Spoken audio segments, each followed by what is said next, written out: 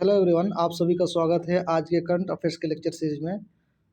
आज है 18 दिसंबर 2022 तथा आज के जो भी इम्पोर्टेंट क्वेश्चन होगा हम उसका चर्चा इस वीडियो में करेंगे तथा इसका पीडीएफ टेलीग्राम बॉक्स में इसका पीडीएफ अपलोड किया गया है, जिसका लिंक डिस्क्रिप्शन बॉक्स में आप वहां से प्राप्त कर सकते हैं। देखते हैं आज का पहला क्वेश्चन हमारा। हाल ही में किस देश ने ऐतिहासिक परमाणु संलयन सफलता की घोषणा की है? ऑप्शन आपके सामने है, अमेरिका, चीन, रूस, जापान। सही आंसर है अमेरिका।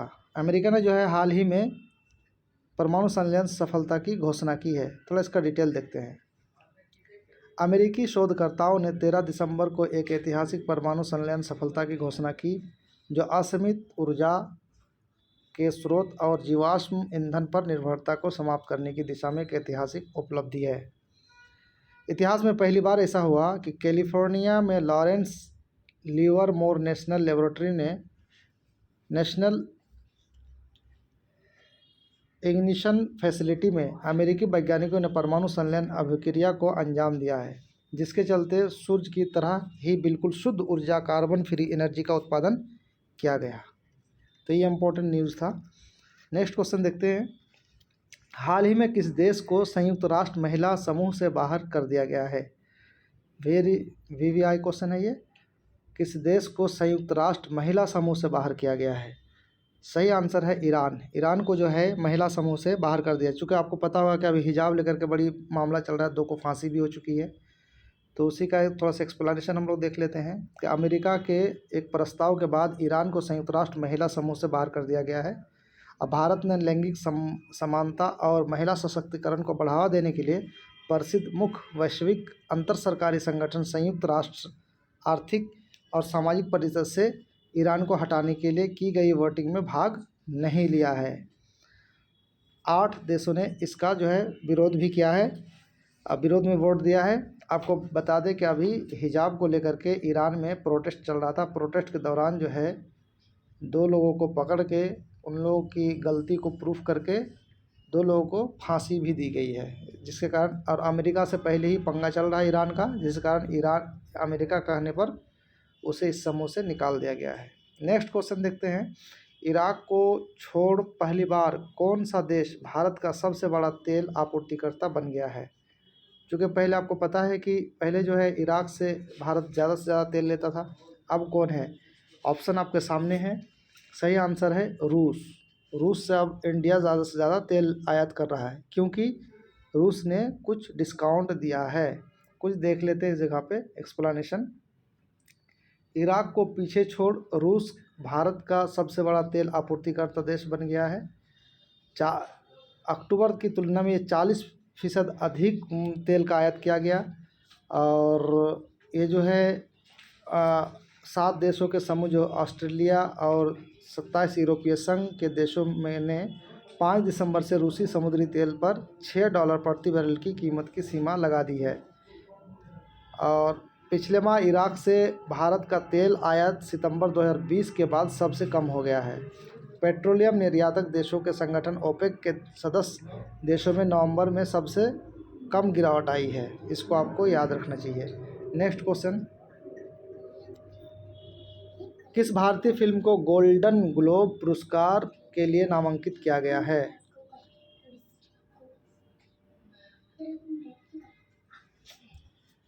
करेक्ट आंसर है 3, आरआर।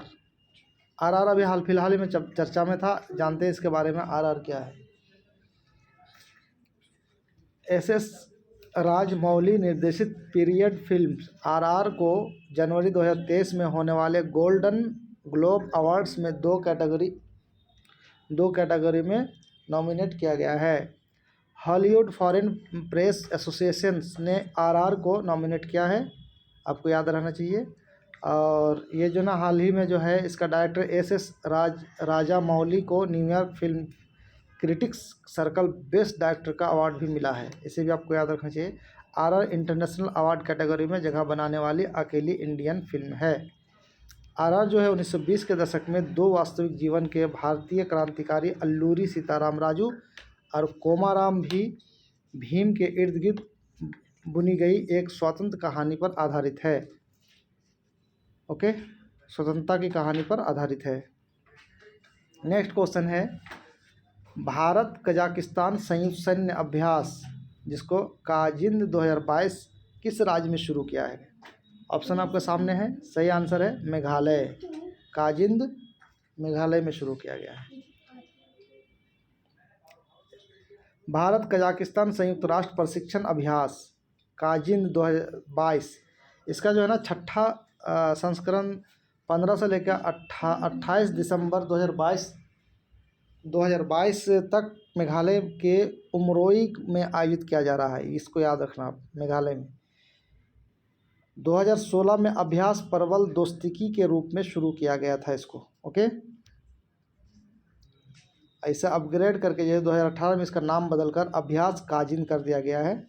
इस चीज़ को आपको याद रखना है। तो काजिंद ये संयुक्त सैन्य अभ्यास है जो भारत और कजाकिस्तान, काजिंद कजाकिस्तान, इसको आप याद इस तरह भी रख सकते हैं। अभी मेघालय में शुरू हुआ, ठीक है। अगला क्वेश्चन है, हाल ही में सैटेलाइट स्पेक्ट्रम नीलामी करने वाला पहला देश कौन सा है? सही आंसर होगा भारत। ओके, देखो, भारत सैटेलाइट कम्युनिकेशन के लिए स्पेक्ट्रम की नीलामी करने वाला देश होगा, पहला देश होगा भारत।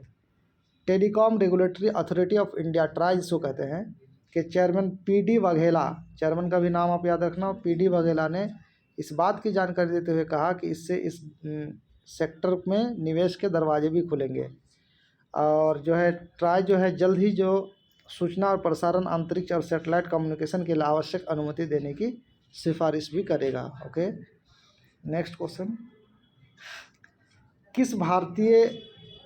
किस भारतीय तैराक ने ऑस्ट्रेलिया के मेलबर्न में फीना वर्ल्ड स्विमिंग चैंपियनशिप 2022 में महिलाओं के 100 मीटर ब्रेस्ट स्ट्रोक में राष्ट्रीय रिकॉर्ड बनाया है? करेक्ट आंसर है चाहत अरोड़ा। ओके, इसके डिटेल देखते हैं। तैराकी में भारतीय तैराक चाहत अरोड़ा ने 14 दिसंबर को ऑस्ट्रेलिया के मेलबर्न में फीना वर्ल्ड स्विमिंग चैंपियनशिप 2022 में महिलाओं के 100 मीटर ब्रेस्ट स्ट्रोक में राष्ट्रीय रिकॉर्ड बनाया। Chahat Arora 100 metre breast stroke race में 1 मिनट में 13.13 सेकंड में पूरी की है। रेस फर्स्ट लिथुआनिया की रूटा मार्टिन ने 1 मिनट यानी 3.81 सेकंड में ओवरऑल हिट में शीर्ष स्थान हासिल किया है। इसको आपको याद रखना चाहिए। नेक्स्ट, किस टीम ने टेनिस प्रीमियर लीग 2022 का खिताब जीता है? गुजरात पैंथर्स, बेंगलुरु स्पोर्ट्स या फिर हैदराबाद स्ट्राइकर्स या राजस्थान टाइगर्स? सही आंसर है हैदराबाद स्ट्राइकर्स। ये फाइन क्लब हैदराबाद स्ट्राइकर्स ने जो है टेनिस प्रीमियर लीग के चौथे सीजन का खिताब जीत लिया है। ये लगातार दूसरी बार है जब हैदराबाद ने इसे लीग का खिताब जीता है। ओके, हाल ही में इंडिया वाटर इम्पैक्ट समिट 2022 का उद्घाटन किस राज्य में हुआ है? सही आंसर है नई Delhi. India water impact summit 2022 नई दिल्ली में।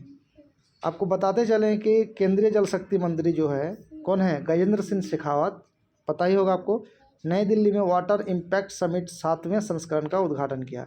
यह 3 दिवसीय समिट 15 से 17 दिसंबर का मध्य आयोजित की जा रही है। ओके, इसका काम क्या? पहले सम्मेलन की तरह दुनिया भर की उन दर्जनों प्रौद्योगिकी और नवाचार कंपनियों को भी अवसर प्रदान करेगा जो नदी घाटियों से संबंधित विभिन्न विषयों पर समाधान पेश करने का इच्छुक हैं। ओके, आज का लास्ट क्वेश्चन है, अंतर्राष्ट्रीय जलवायु क्लब किसके द्वारा शुरू किया गया है? अंतर्राष्ट्रीय जलवायु club, correct answer G7। G7 देश आपको पता है, कमेंट सेक्शन में आप लिखिए कौन कौन से G7 देश में आते हैं। ग्लोबल वार्मिंग से निपटने के लिए देशों को एक साथ काम करने के लिए प्रोत्साहित करने के लिए G7 ने एक खुले विश्वव्यापी जलवायु क्लब की स्थापना की। यह निर्णय जर्मन चांसलर ओलाफ शोल्ज द्वारा किया गया था। ओके, इस वर्ष के अंत तक G7 का नेतृत्व कर रहे हैं ये। जापान जर्मनी से G7 की प्रेसिडेंसी ग्रहण करेगा। ओके, इसका उद्देश्य ग्रीन एनर्जी के लिए औद्योगिक संक्रमण की गति देना और अधिक उत्सर्जन घटाने की रणनीति तैयार करना है। तो ये थी आज की हमारा डिस्कशन। होप कि अब ये कंटिन्यू होगा। आप हमारे साथ बने रहें और वीडियो को अधिक से अधिक शेयर करें। अगर आपको अच्छा लगा या नहीं भी लगा तो कमेंट में ज़रूर लिखें किस चीज़ को और इम्प्रूव करना चाहिए हमें और किस तरह की चीज़ ऐड करना चाहिए। आप कमेंट में ज़रूर लिखें। Thanks for watching.